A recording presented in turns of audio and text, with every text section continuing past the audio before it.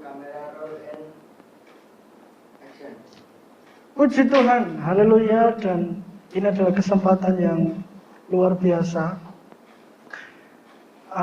Ada di Rumah Doa Puncak Anumsari, masih bersama dengan Om Hendrik. Halo. Haleluya. Dan Tuhan.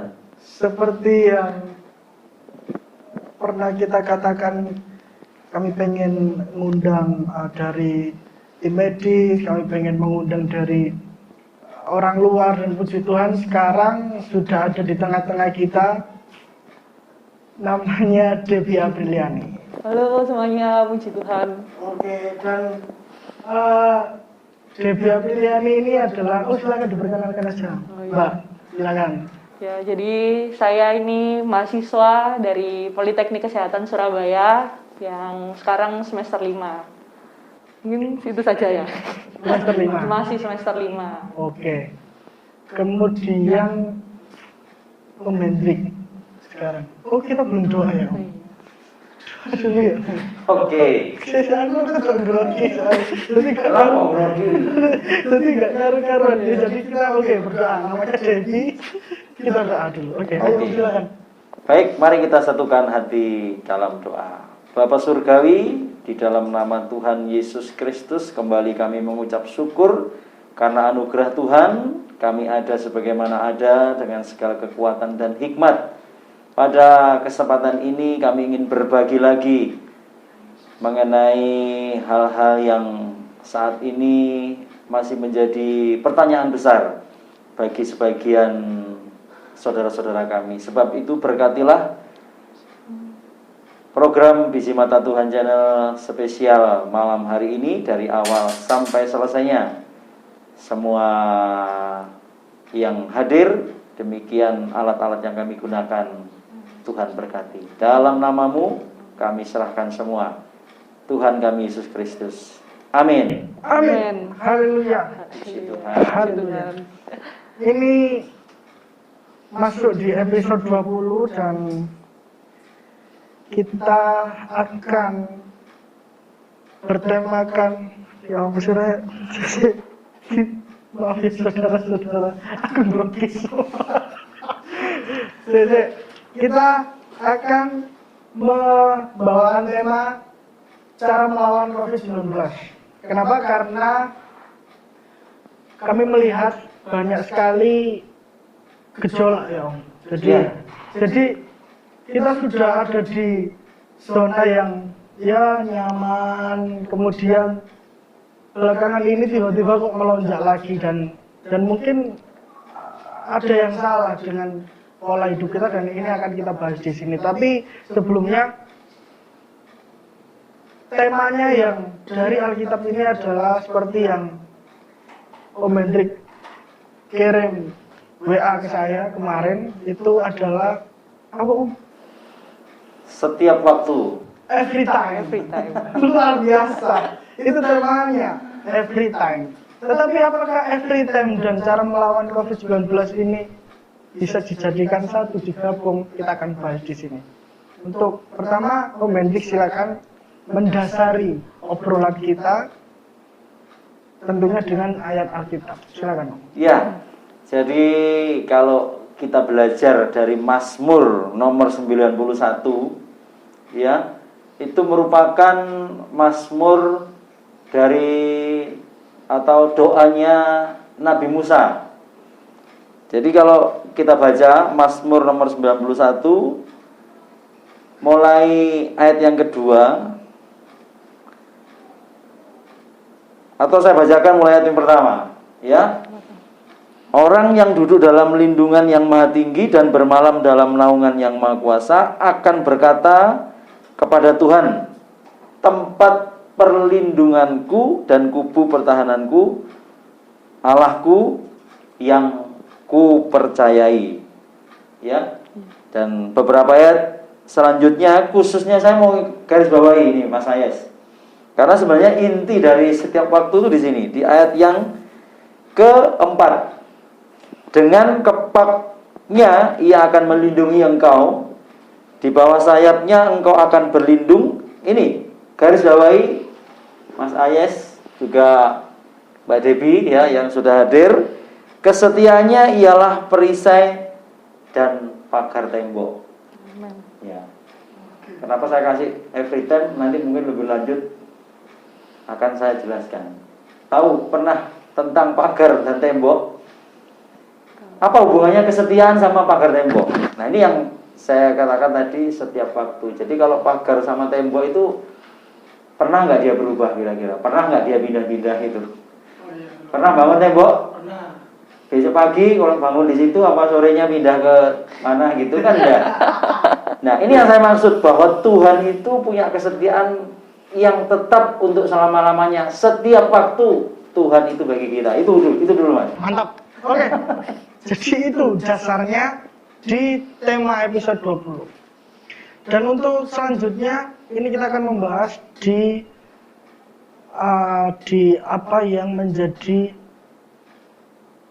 unek-unek kita. Jadi seperti judul video ini kan cara melawan COVID-19, dan puji Tuhan Mbak Debi ini sudah hadir. Selakunya meskipun belum lulus tapi kan mempunyai atau berkecimpung di dunia medis seperti itulah. Jadi ya mungkin bisa Tuhan doakan setelah Mbak Debi besok ada dokter yang lebih senior dari dia untuk datang ke sini, kan mantap ya kan. Dan untuk pertanyaan yang mendasar dari saya, kira-kira jika dipandang dari segi sudut medis, ini apa yang salah dengan kita, Mbak? Kalau dilihat dari pola hidup saja ya, soalnya kalau ngomongin COVID itu juga ngomongin tentang pola hidup sehat. Nah, masyarakat kita ini ternyata itu orangnya itu suka yang halah, meremehkan, suka yang meremehkan. Nah, di halahnya itu yang membuat nggak hanya COVID ya, akhirnya penyakit-penyakit yang lain pun timbul. Misalnya ada penyakit-penyakit yang nggak menular kayak diabetes, hipertensi, itu kan sangat in sekali di kalangan-kalangan kita, di masyarakat kita. Nah, itu sih dari pola hidup yang tidak sehat dan tidak disiplin itu. Yang gampang kendor, gampang awalnya karena takut akhirnya aku harus gini, tapi lama-lama halah gitu. Oke, jadi karena meremehkan itu. Nah, betul, meremehkannya itu. Terus jadi gini, apakah COVID itu ya itu tadi meremehkan, dan saya nggak munafik karena saya memang biasanya ya kayak manusia. Iya, memang manusia. Kalau ngomongin kekendoran itu ya. Iya, lah itu. Yang perlu ditekankan lagi, apakah COVID-19 itu semengerikan itu? Kalau diomong mengerikan, memang berujungnya, maksudnya klinisnya apa ya, bahasa enaknya, gejala yang timbul itu memang cepat kalau dari virus COVID ini, karena virus ini tuh langsung menyerang di sel dan selnya tuh ya langsung kalah gitu, banyak kalahnya kalau ini, karena kan ini virus baru gitu. Nah, apa namanya? Tadi gimana? Sorry. Ya itu tadi, apakah semengerikan itu ya? Ya mengerikan karena memang akhirnya nanti bisa menimbulkan kematian karena bukan seperti influenza itu kan karena tubuh manusia bisa antibodinya ada untuk melawan si influenza itu. Nah, kalau COVID itu belum ada antibodi yang yang banyak menangnya, itu jarang, soalnya memang sekuat itu, karena kuat aja itu virusnya yang kuat itu. Iya. Kalau ini sebab di Alkitab juga ditulis mengenai penyakit-penyakit yang dulu ada, dan ini sebenarnya apa yang pernah ditulis di Alkitab itu kan pasti digenapi dan terjadi. Amen. Jadi bisa jadi kalau tadi Mas Ayes menyebutkan apa semengeri itu, coba saudara perhatikan pada ayat yang ke-6. Ayat ke-6. Iya, jadi dari Mazmur 91 ayat ke-6 di situ bahkan digambarkan penyakit sampar itu apa? Atau yang seperti panah yang terbang waktu siang, yang berjalan dalam waktu gelap, menular yang mengamuk di waktu petang. Kata mengamuk ini kan berarti kan memang membahayakan. Jadi tidak boleh kita menganggap enteng. Itu tadi Mbak Devi meremehkan halah. Iya, halah itu ya kata halah itu kan. Seringkali kita menganggap ini paling ya kadang yang berpikir bahkan ada yang bilang ini kan konspirasi. Ini sedih loh. Ini menarik. Padahal bener-bener ada. Ya, yang kita ditulis loh. Ada kadang cuma bilang ini konspirasi. Iya. Kalau ngomongin manajemen uang, semangat. Oke. Dia masih sendiri konspirasi. Oke, Bi. Maaf, Mbak. Jadi iya. Jadi gimana? Soalnya kan emang banyak ini warga-warga net, warga-warga semuanya lah manusia. Tentunya di masyarakat Indonesia ini bahwasanya halah konspirasi, mari mono. Halah iki gawean. Halah ini kepentingan politik. Halah ini kepentingan ekonomi, kepentingan negara-negara mereka. Soalnya saya mendengarkan seperti itu enggak harus saya mangkel juga enggak, saya pro dengan mereka juga enggak, kontra juga enggak, karena memang saya menyadari bahwasanya mereka belum tahu sendiri keadaan yang di lapangan. Jadi ini langsung tak tanyakan ke sampean, Mbak. Sampean kan juga pernah praktek juga kan gitu. Praktek. Jadi tahulah kondisi di rumah sakit itu seperti apa, menangani pasien COVID itu seperti apa. Jadi tolonglah ceritakan ke mereka bahwasanya tentang konspirasi ini lah ya. Iya, tentang konspirasi itu bahwasanya memang ini tuh memang mungkin ini benar atau kan mungkin ini konspirasi, ya tidak tahu kan seperti itu. Jadi ya sampean coba yakinkan sesuai dengan sudut pandang sampean sebagai tim medis. Silakan. Oke. Nah, jadi teman-teman yang lagi nonton ini kalau ngomongin tentang konspirasi mungkin bukan saya di bidangnya itu ya. Karena kalau ngomongin konspirasi itu ada kepentingan-kepentingan lain, maksudnya itu di luar kendali. Tapi kalau ngomongin tentang virusnya, kita kembali lagi tentang virus ya, tentang kesehatan. Nah, ini nyata. Saya mau tegaskan ini nyata. Saya berani tanggung jawab.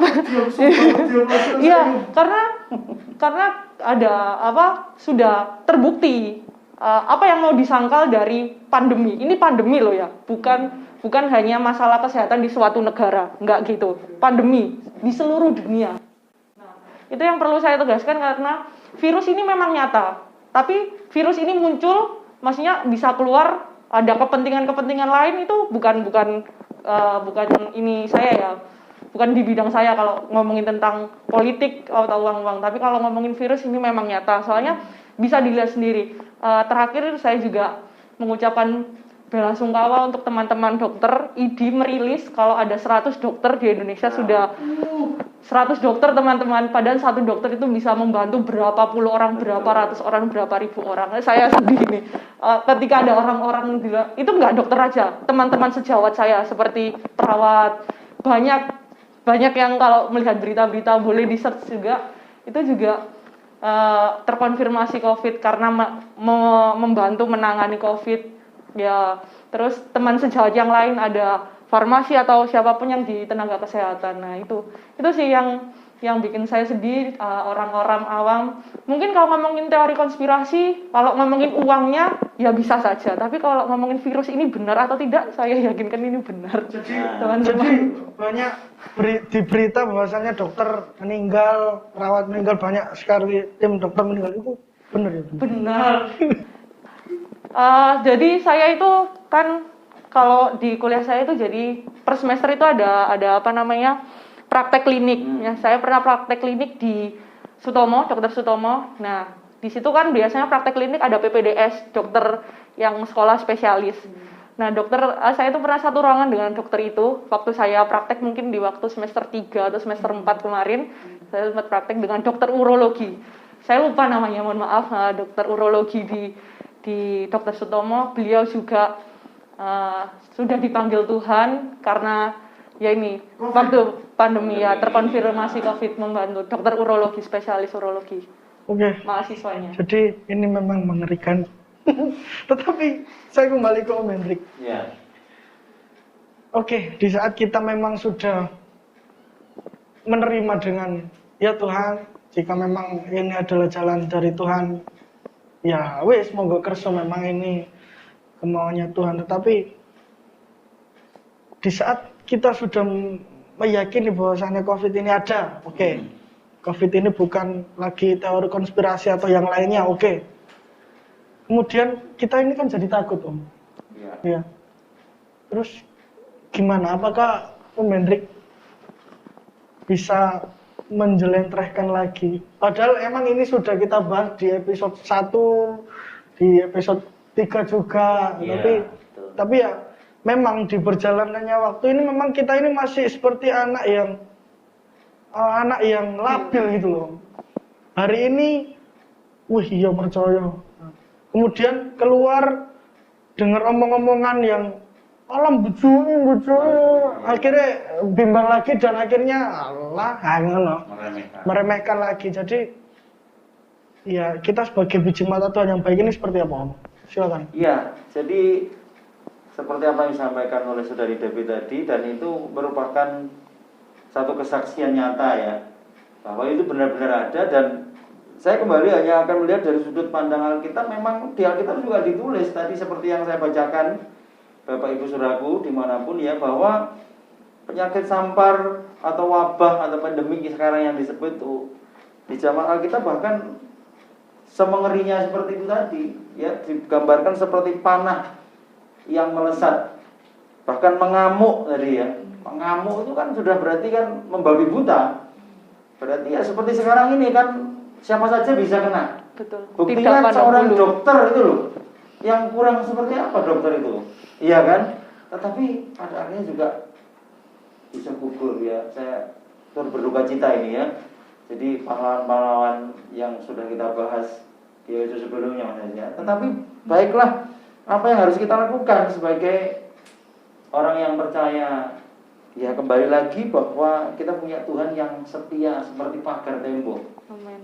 Ya, jadi kalau kita sudah bangun, ibaratnya kita punya pagar tembok di sekeliling kita, maka kita akan tinggal tenang.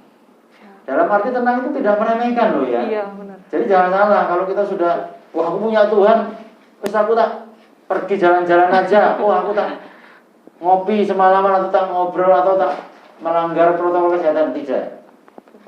Jadi sekali lagi seperti di episode yang pertama, iman harus dibarengi dengan imun. Nah, Imun itu timbul dari mana?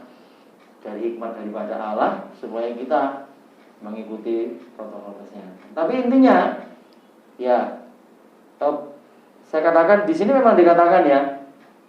Coba kita baca 3. Sungguh dialah yang akan melepaskan engkau dari jerat penangkat burung dan penyakit sampar yang busuk. Ayat 4, dengan kepaknya ia akan melindungi engkau, di bawah sayapnya engkau akan berlindung.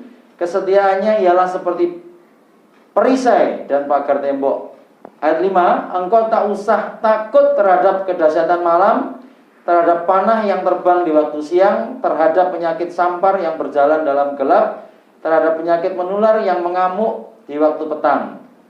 Memang ayat ini menjelaskan kita nggak usah takut, tetapi jangan meremehkan. Artinya begini, selama kita ada di satu komunitas, kita harus tetap ya menjadi bagian dari komunitas itu. Jadi kalau kita di Indonesia dengan protokol kesehatan yang sudah disusun, ditentukan, berarti rasa takut rasa tidak takut kita karena iman kepada Tuhan yang sudah melindungi kita harus kita imbangi dengan tetap mengikuti protokol kesehatan. Puji Tuhan. Oke, ini dari sudut pandang Pendeta Hendrik Trianto seperti itu. Jadi kita kembali ke episode pertama. Kalau pengen lihat episode pertama ada di sini atau sini ya, di sini. Pokoknya di atas ini ada nanti muncul, silakan diklik pilih imun atau iman. Dan di akhir video juga ada banyak video-video, silakan dicari video di Biji Mata Tuhan channel, ada membahas banyak tentang COVID. Oke. Itu tadi dari sudut pandang kerohanian. Sekarang kita beralih lagi ke Mbak Devi. Pesan sampean kepada pemirsa, viewers, bagaimana supaya kami ini sebagai manusia atau sebagai masyarakat awam ini tetap bisa menjalani kehidupan kami sehari-hari dengan patuh protokol kesehatan itu gimana? Maksudnya apakah ada cara lain ataukah ada istilahnya tips-tips lain di luar dari yang sudah dibicarakan banyak orang selain pakai masker, hand sanitizer dan lain sebagainya? Apakah ada tips lain, Mbak? Silakan. Ya, terima kasih. Sedikit ya, saya sangat suka sekali dengan statementnya Om Henry yang iman harus dibarengin dengan imun. Jadi nggak hanya mengimani tapi juga harus bersikap yang benar, mengikuti protokol kesehatan. Nah, tipsnya ya harus mengikuti protokol kesehatan. Nah, protokol kesehatan itu dibagi banyak sekali. Kalau teman-teman apalagi yang masih muda-muda ya, bisa mengedukasi, memberikan pendidikan kesehatan ke orang tuanya nanti, bisa dilihat di beberapa situs Kementerian Kesehatan. Mungkin bisa, apalagi anak-anak muda sekarang kan pegangannya Instagram, masa ngelihat itu aja nggak bisa kan, pasti bisa. Terus sekarang ini yang lagi gencar itu Instagramnya Ditjen Dikti. Nah, itu membahas tentang 31 hari menghadapi adaptasi baru, new normal. Nah, di situ semuanya dijelaskan sangat amat rinci di situ. Maksudnya ketika kita berada di rumah, kita perlu apa saja. Sebentar, namanya apa? @ditjen dit.jen dikti. Ditjen Dikti. Terus kalau nggak Kemenkes RI, itu semua juga lengkap. Itu IG semua ya, Pak? Ya, itu Instagram buat anak-anak milenials nih. Biasanya Bapak Ibu juga sudah mulai ya Om ya. Karena di rumah sering, akhirnya Instagraman juga boleh dicek.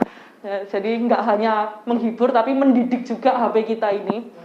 Nah, itu bisa dilihat adaptasi apa sih yang kita perlu. Kayak misalnya sebelum keluar rumah nih, kalau kegiatan di luar rumah, kita sudah nyiapin di dalam tas kita itu ya hand sanitizer. Terus kalau misalnya pakai masker yang sekali buang ya berarti nyiapin masker lagi yang buat ganti selanjutnya. Terus obat-obatan yang penting, maksudnya buat teman-teman atau saudara-saudara di luar yang sekiranya mempunyai riwayat sakit, bisa dibawa obat-obatannya itu ketika di luar rumah berkegiatan tiba-tiba mengalami gejala, bisa langsung diminum obatnya ya sesuai dengan panduan dokter ya. Terus ya itu sih yang penting, obat-obatan. Terus multivitamin juga, tapi ya nggak boleh terlalu, pokoknya yang berlebihan juga ya nggak baik ya Om ya. Ya harus yang sesuai takarannya, aturan. benar ya. Jadi ya itu cuci tangan, terus ya jangan malas-malas setiap kali habis ngapain ya harus cuci tangan. Terus membiasakan diri untuk bertemu orang tuh sungkan yo lek ngomong ambek orang itu ndak dilepas ini. Tapi itu menurunkan resiko jadi resiko rendah. Ketika kita ngobrol sama orang tapi dibuka, itu akhirnya resiko tinggi. Nah, itu kan kita bisa menyikapi diri kita sendiri untuk orang lain aja enggak. Aku tak iyo kayak orang lain. Masa ada sih yang mau jadi jelek, menjadi lebih baik, itu nggak ada salahnya. Apalagi Tuhan juga mengajarkan jadilah baik. Amin. Iya kan? Jadi harus seimbang semuanya. Iman dan imun itu statementnya. Saya suka sekali sama statement iman dan Itu ada di imun. episode pertama. Pertama kali kita tayang. Pilih imun atau iman? Wah, jos. Mantap sekali. Dua-duanya ya seimbang ya. Iya. Ya nggak kayak orang, misalnya orang hipertensi terus aku tak pin mangan daging dalam nama Tuhan Yesus, gak ono. Mencobai itu teman-teman, saudara-saudara. Nggak kayak aku tak keluar rumah gak pakai masker dalam nama Tuhan Yesus, tak tengking semuanya dalam nama Tuhan Yesus. Enggak. Iya. Iya, tidak berhikmat ya teman-teman. Kalau kita kenal Tuhan, kita mengerti, belajar tentang Tuhan juga kan kita harus berhikmat sebagai orang. Nah, ya, seperti itu sih. Bisa dicek dan juga saya ingin ngomong ke teman-teman yang mungkin sekiranya sakit, jangan malu. Yang penting itu jangan malu. Dan jangan takut. Jangan takut dan jangan malu. Ketika malu malah tidak diobatin malah parah. Nah itu malah parah itu malah kan apa ya bahasanya itu keblabasen kok. Bahasa keren ya. bahasa arek manukan itu keblabasen kok. Ntar keblabasen nanti Iya. sudah Parah, sudah Mbak. parah, Terlambat ya. Sudah terlambat benar. Nah itu makanya kita harus menjaga diri sendiri itu. Oke, puji Tuhan. Gitu sih. Dan di kesempatan kali ini Om, silakan. Jadi saya kasih kalian berdua kesempatan. Om Hendrik kalau mau bertanya sama Debbie silakan. Debbie kalau mau bertanya sama Om Hendrik silakan. Ayo, silakan. Ya. Kalau gitu saya bertanya dulu. Boleh Om. Iya, karena saya Deg-degan saya ini perlu tuh. informasi yang tadi Iya. sudah terima kasih informasi meyakinkan kami bahwa ini benar-benar ada dan kita lihat juga di Alkitab pernah terjadi ya, sehingga kita tidak boleh main-main. Nah, dan tadi juga diberikan informasi supaya teman-teman yang di rumah bisa mengunduhnya atau melihat informasi yang lebih detail lagi tentang berapa 30 hari 31 hari atau 30 hari adaptasi baru. Adaptasi baru di situ lengkap. Betul. Ada cara-cara. Nah, pertanyaan saya kalau kita mengalami gejala-gejala gitu ya, Ya, Om. seperti apa yang ditulis atau yang selama ini diberitakan, langkah pertama yang harus kita lakukan apa, Nah, Mbak Debbie? ini Nah, itu. tadi kelewatan kayaknya. Iya.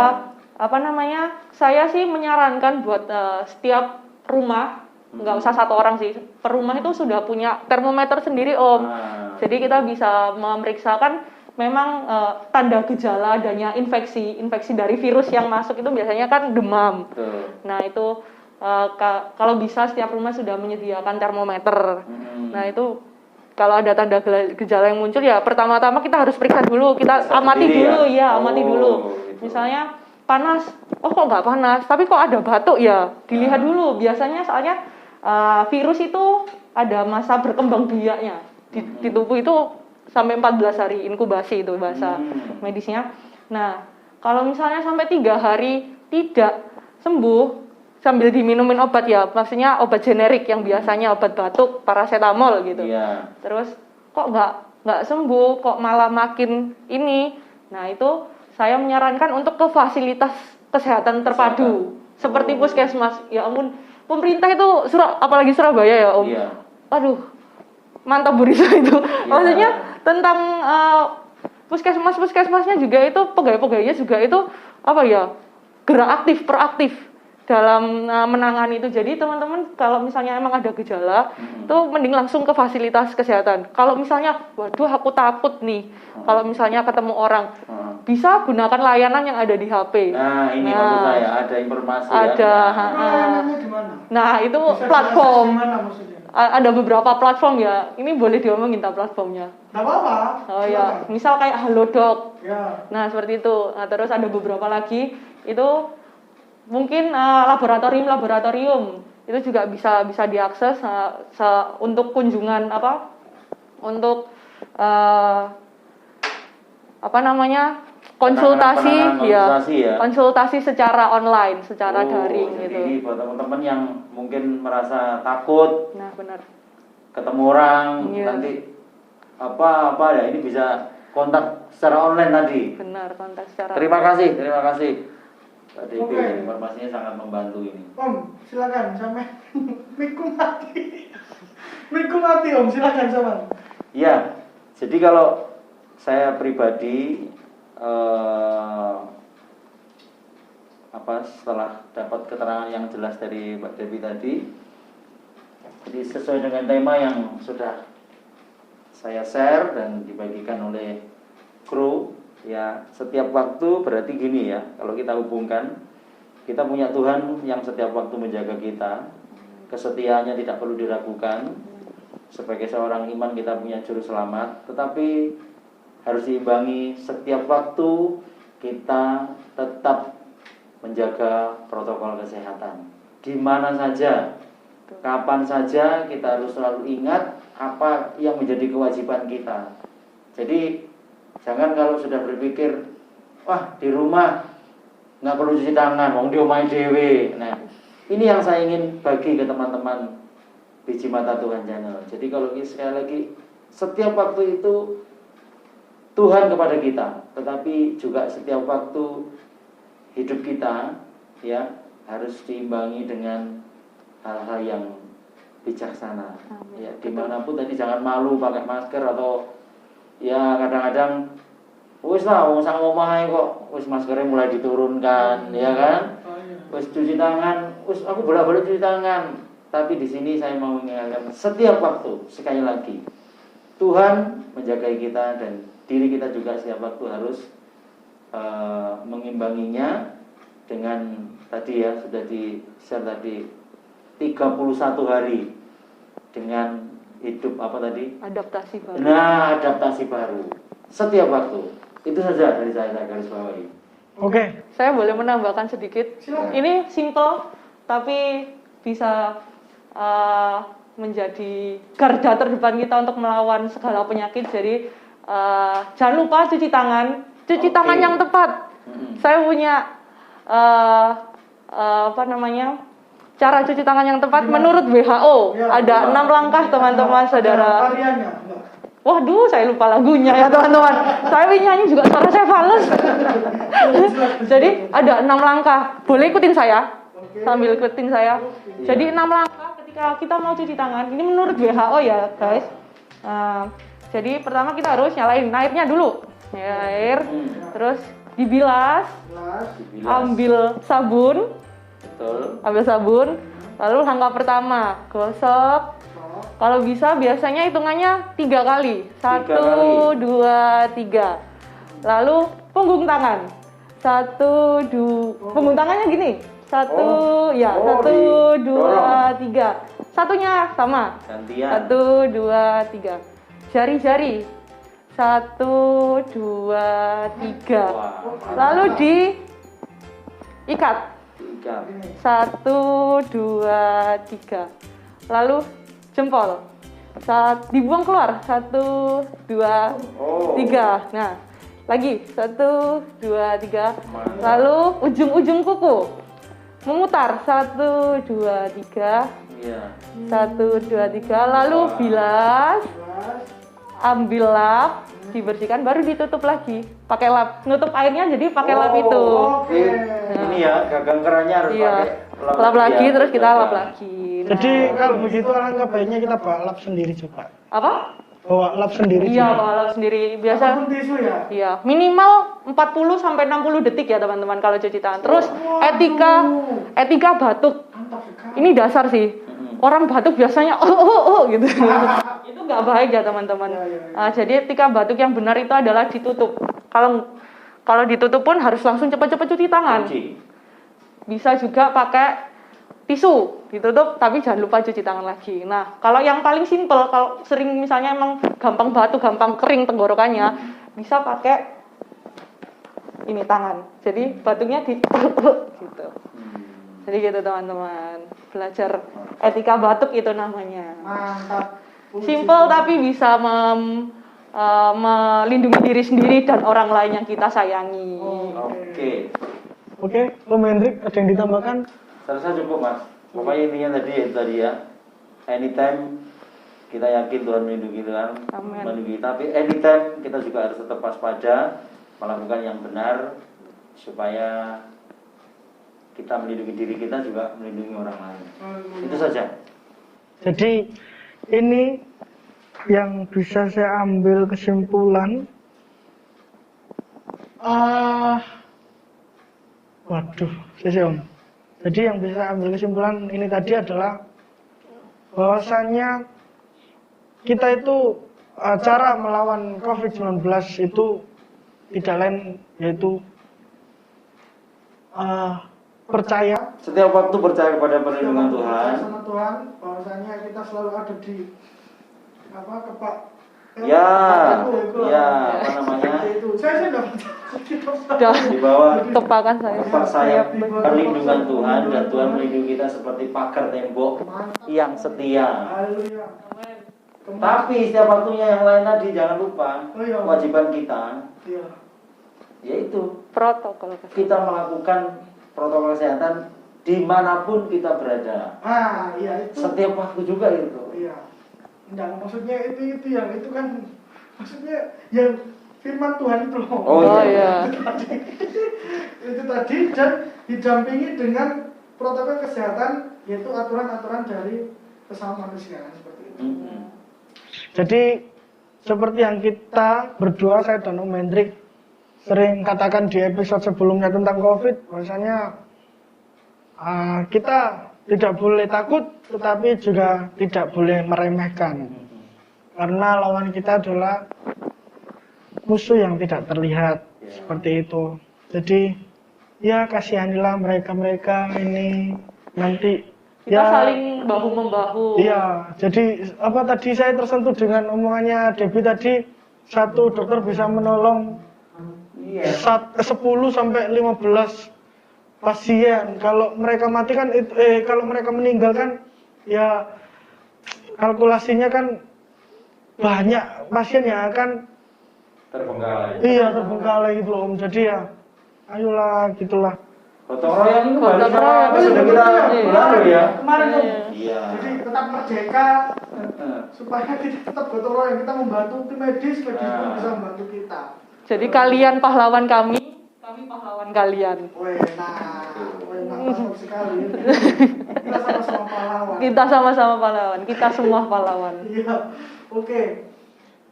Dan jangan lupa tadi protokol kesehatannya seperti yang dijelaskan oleh Mbak Debbie dan Bisa dicek di aplikasi-aplikasi tadi Play Store dan Apple Store ada ya? di Play Store ada, terus yang untuk informasi nanti mungkin bisa dicantumkan ya, Iya. Instagramnya Iya, pasti. pemerintah kok itu. Oke. Sudah cukup Om? Saya rasa cukup, Mas. Ya. Kalau begitu Om Hendrik berdoa. Untuk penutupan, saya mohon Om Hendrik juga berdoa untuk tim medis juga Debbie untuk Harus ya. sekolahnya semester 5 sekarang. Luar biasa. Sama semester berapa? Semester 7 saya. Pertanyaan berapa episode yang lalu kan ditanyakan masih kuliah atau kerja? Saya jawab dengan semester 7. Ya, oke. Oke, baik. Mari kita satukan hati dengan ucapan syukur kami datang kepadamu Tuhan, karena tanpamu kami tidak bisa melakukan apa-apa. Dengan Biji Mata Tuhan Channel kami selalu ingin berbagi informasi, menguatkan, dan bahkan kami sendiri juga merasa diberkati. Kiranya Tuhan memberkati Saudari Debbie yang sudah berkenan hadir di Biji Mata Tuhan Channel episode ini. Tuhan tolong perkuliahannya, pekerjaannya atau pelayanannya. Kiranya Tuhan memberi yang terbaik. Dan secara khusus juga kami berdoa untuk seluruh para medis, dokter, perawat, atau siapapun juga yang hari-hari ini bekerja keras ada di garda terdepan. Tuhan tolong mereka, lindungi, tutup bungkus dengan kuasa darah-Mu, jauhkan dari mara bahaya, iblis, kuasa kegelapan, bahkan niat-niat orang jahat. Kami percaya ketulusan para dokter, para medis ini menyenangkan hati-Mu. Dan kalau kami boleh meminta, segeralah Tuhan lakukan ini semua. Amen. Supaya kami kembali bisa melakukan kehidupan kami, tatanan yang normal, seperti yang Tuhan telah sediakan bagi kami. Berkati juga Mas Ayes, pergumulannya, doanya, bahkan pekerjaannya. Kami juga doakan segera perkuliahannya juga diselesaikan dan dapat melayani lebih luas lagi. Semua kru yang bekerja melayani di Biji Mata Tuhan Channel tidak kami sebutkan satu-satu, semua Tuhan berkati. Secara khusus kami doakan buat teman kami Mas Ivan, supaya dia diberikan kekuatan, diberikan kesabaran, dan kami percaya doa orang benar bila dengan yakin didoakan besar kuasanya. Kami mengakhiri perbincangan hari ini dengan hati kami limpah dengan ucapan syukur, segala puji hormat di dalam nama Tuhan Yesus Kristus. Amin. Amin. Terima kasih. Puji Tuhan, jadi berakhirlah di episode 20 ini. Jangan lupa klik like jika kalian diberkati, dan klik tombol loncengnya supaya di saat kami upload langsung muncul di notifikasi HP kalian. Jadi tetap pantengin kami terus di Kamis atau Jumat. Biasanya Kamis jam 8 malam, tapi belakangan ini sering molor di Jumat pagi. Tergantung cuaca. Ya, seperti itu. Jadi ya doakan kami terus Biji Mata Tuhan channel supaya kami tetap bisa berkonsisten melayani Biji Mata Tuhan dimanapun kalian berada. Di akhir kata kami sampaikan terima kasih. Terima kasih. Shalom dan Tuhan Yesus memberkati. Yesus memberkati. Salam sehat. Salam